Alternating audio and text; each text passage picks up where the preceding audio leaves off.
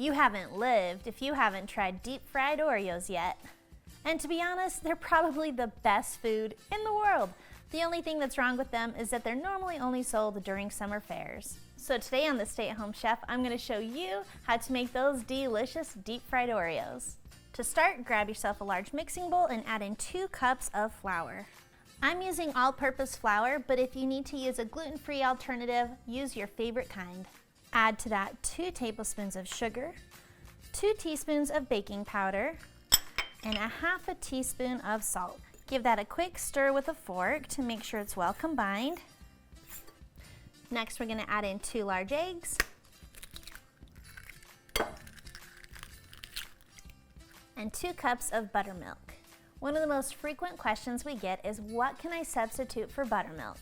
If you can't find buttermilk at your store, what you can do is grab some milk and then add in 1 tablespoon of lemon juice per cup of milk. You could also use white vinegar in the same amount, but go ahead and give that a stir, and within 5 minutes it will have thickened. Add in that 2 cups of buttermilk and go ahead and whisk that all together until it's mostly smooth. Now we're going to head over to the stove where the magic's going to happen. Over at the stove, I like to set up my stations. Here we have a dipping station, our frying station, and then a cooling station.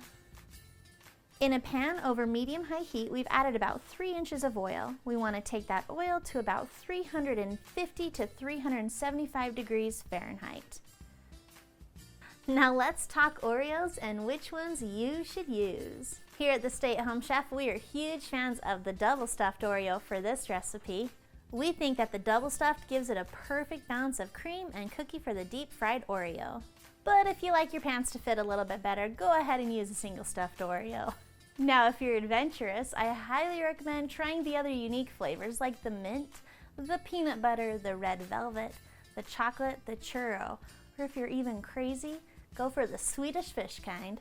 Once you've chosen that Oreo that you want to try, go ahead and grab it and gently stick a fork in there. Fully dip that into the batter. Then we're going to flick that into the hot oil. Let that fry for about a minute and then make sure to flip that so that both sides get browned. Once your Oreo is golden on both sides, remove that from the oil and place it on a cooling rack so all the excess oil can drip off. I recommend doing about 5 to 6 of these at a time, so just work in small batches. Sprinkle some powdered sugar, a drizzle of chocolate syrup, and you are ready to eat.